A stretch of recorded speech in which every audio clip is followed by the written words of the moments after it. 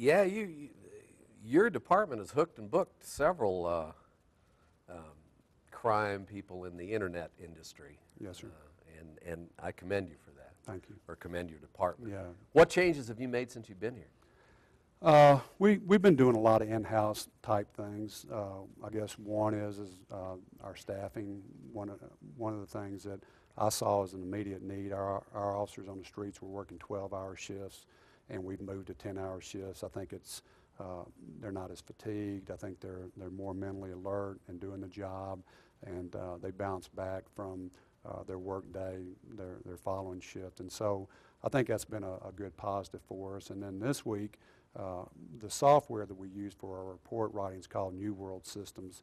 And when it was first brought on, I had been told by people that we probably had 20% capability of what our knowledge was and use of the software. And so we're actually, the next several days, going to have trainers from New World Systems come in and then bring us, from at least that 20% component upwards to 100% capability of what the system can do and how we can utilize it and that kind of thing. So it's more just kind of rearranging chairs on the deck, and I'm just trying to sit back and learn the history of the department, how things are done, and then take best practices, in law enforcement around the country. We're fortunate we had a new officer that came from another Colorado police agency that brought a lot of experience, a lot of practices that they use.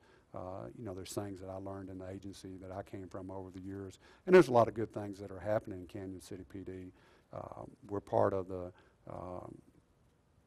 Central Mountain Training Foundation that's probably second to none with the amount of training that's provided to law enforcement agencies in central Colorado.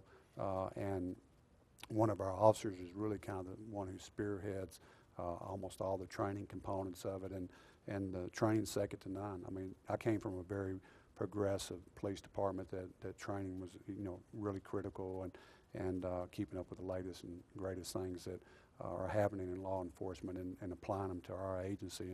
And that training that they have through the Central Mountain Training Foundation is as good as any, and we're really fortunate to have that as part of our opportunities for training advancement. How many officers were you over in Austin? I had at one time 211 officers that were under my command, and 15 different units, and so I've had quite a few. But whether you're supervising or managing one person or a dozen, or 2,000, it really doesn't matter. It's just one is, as I always say, you're as good as the people that are directly below you. And we're fortunate we have two really good captains, Canon City Police Department. We have 7 sergeants, and we have excellent leadership, and we're continuing to develop and look at how we can all improve, as supervisors, as managers, and how we can address the needs, issues, and concerns of people in the community and the officers within and the employees within the Canon City Police Department. How many officers do you have here?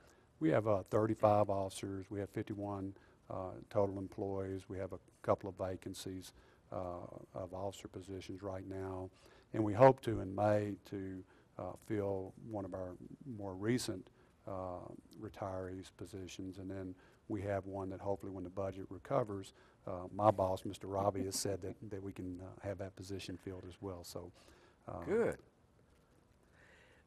We have a bike patrol? We have a bike patrol.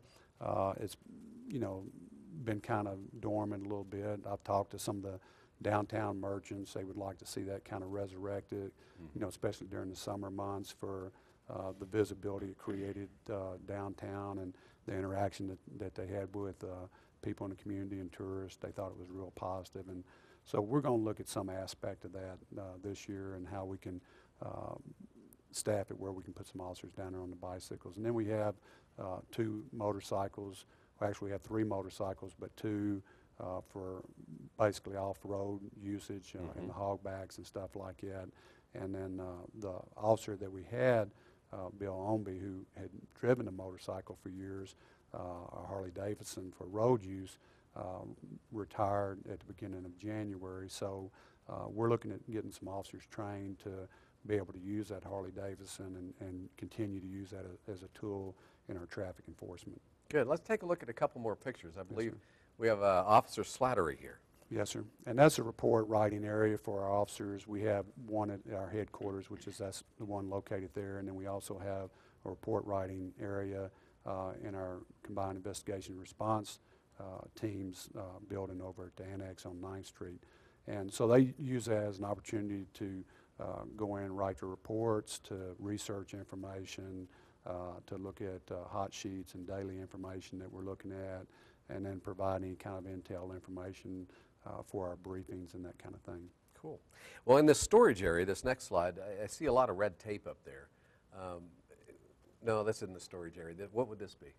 That's our fingerprinting and booking area that when people come in, and not for people to be confused, it's not necessarily for people that may be arrested, but it may be people applying for jobs that their background requirements, like teachers and school bus drivers and those kind of occupations, require them to be fingerprinted and have their fingerprints submitted to the Colorado Bureau of Investigations to make sure that they are who they say they are, that they're not wanted criminals, that there's nothing from their past history that would indicate they have criminal records and not be eligible for the position that they're applying for. So there's a lot that you do there over and above just the standard police work and go catching criminals. A lot of behind-the-scenes stuff that we do, that we provide for community services to the people in the community. Let's flip through a couple more slides here and see what we got. This would be evidence area? Part of evidence recovery. That's where the officers will turn in their property and stuff, and those are locked deals that only the evidence technician has availability to, so you maintain the chain of custody and make sure that nobody has tampered or messed with the evidence as it's been submitted. Okay. Next slide. There's where all this red tape was. Is some of this evidence in here in the storage area? You know, that's all evidence in there, and that's storage, and we also have some off-site storage that maintains our security as well for evidence storage. Just to throw a little caveat into there, with legislation dealing with DNA evidence and stuff now, we may be recovering and tagging evidence in the future that we may have to keep forever and a day. And so that's obviously going to create issues with evidence storage and cost considerations and stuff. It's very expensive to store evidence. You know, if you store evidence, and say if it's just for a murder case, even if a person's convicted, you still have to hold on to that evidence through all the appeals process and until the court gives you the okay to destroy or return evidence. You know, you're stuck with that. And the laws governing DNA evidence is basically saying that we're going to have to hold on to that for a lifetime. And so that's really going to be a major consideration for us on evidence storage, cost of storing evidence, and those kind of things. Once again, we're talking with the brand new police chief here at Canon City, Chief Duane McNeill. So that means Steve's going to have to probably build us a new building, right, for more evidence. But that's another day and another story. We have a animal control officer slide, I believe, next. Yes, sir. We have a civilian employee that handles our animal related calls, you know, lost animals, stray animals, animals that are in violation of both city ordinances and state law. And so she does an excellent job of taking care of that. And there are a lot of animal calls in Canon City. And I think what happened is that she had an equivalent with the county that used to handle similar responsibilities.